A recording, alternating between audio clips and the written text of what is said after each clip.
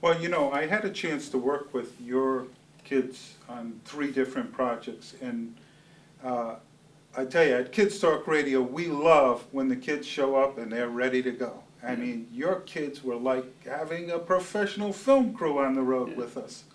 I mean, we did the African First Ladies press conference, and you know, when you go up on the web, you see you had those kids in coats and ties, and and I really have to take my hat off to you for all of that. Got another question for you though. What keeps you going? I mean, this is not easy work here. I think I think what keeps me going is the kids themselves. I think I'm Navajo Apache Indian. I think we have a sacred responsibility to help human beings in the developmental process of life. And so many times people look at teenagers as a different animal or something to be dealt with. Once again, I look at them as human beings in the developmental process of life. I've been working with teenagers for years and years.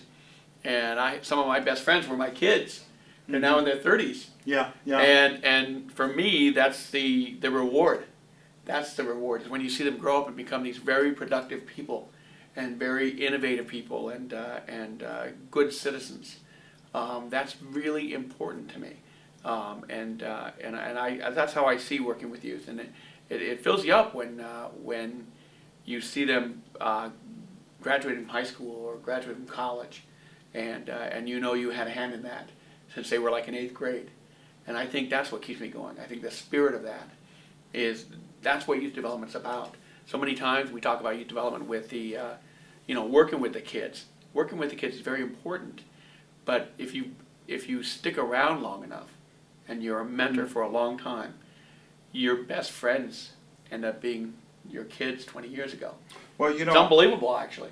Well, I bumped into your kids when I went to the YMCA, the North YMCA, and you got a whole bunch of your kids in there. Yeah. We were out to lunch, and I said, boy, I'd love to meet this guy. And so one of your kids said, well, I'll just get him on the cell phone right now, and we'll go down there and meet him. And that was Danny Luna. That's right. Danny was one of our kids since 8th grade. Now he's graduating from Cal State Long Beach this year, majoring in communications. And so, he's another one of the ones that I'm extremely proud of. And I like I said, it fills me up to see him on his path and on his journey. Yeah. And, just such a productive, eloquent young man who's gonna rock the world. He's gonna he's gonna be famous. Well, can you see why we're in here talking to this guy, one of Long Beach's unsung heroes? He's sitting down here. He's been doing this great work year after year after year, and the public needs to know who he is. You need to visit this wonderful center. Bob has an incredible open door policy. Every time I come down here, the door is open. And the kids feel that way, and the kids are popping in and out, and there's just a good feeling about this place. But let's move on. What are your plans for the future?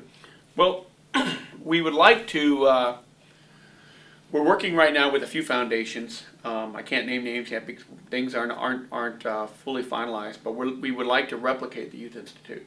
Mm-hmm. We'd like to see a Youth Institute in Northern California. We'd like to see a Youth Institute in Los Angeles, a Youth Institute in San Diego, and possibly a Youth Institute, probably some Youth Institutes around the country.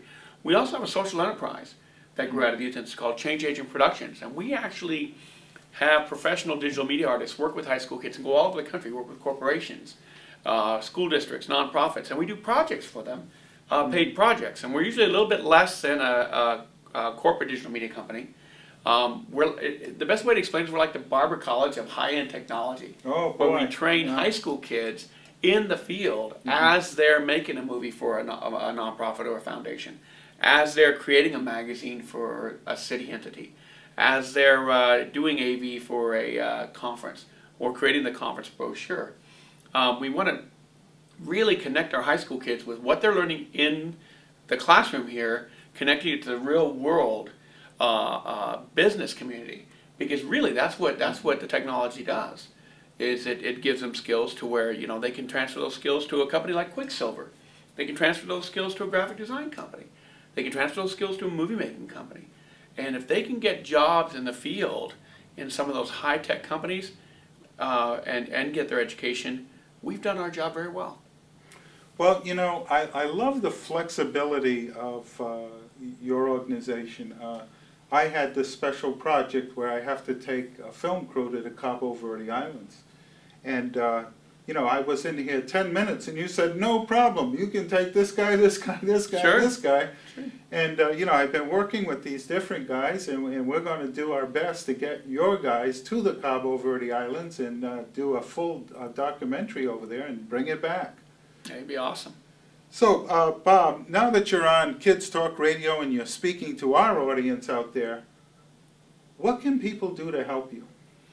Well, we're always accepting donations, as you know. We're a nonprofit. We're always accepting donations. You know, if people can't donate money, you know, donate a nice new computer. Donate peripheral equipment. You know, donate copy paper. Donate DVDs, blank CDs.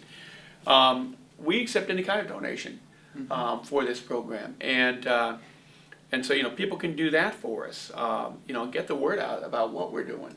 You know, and also, you know, talk to your city entities and your United Ways and your other government entities and foundations about what we're doing.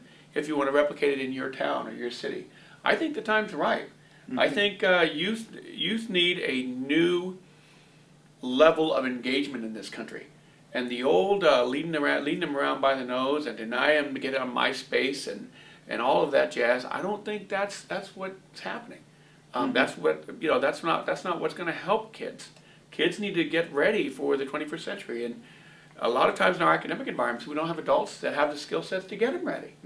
And so, you know, we need to advocate for that. Corporations and PTAs and even teachers in schools need to advocate for technology integrated in the classroom. Because I'll tell you, you know, there's a statistic, you know, 1 in every 2 jobs is going to require high-end technology skills in 10 years. It's happening. Well, I want to first of all, I want to thank you. You're the first in the series of community heroes, and you are definitely one of our community heroes. And I would like for the community to see what you can do to help Bob in any way that you can. Take it from me, I've been here, I'm spending time going up and down these hallways.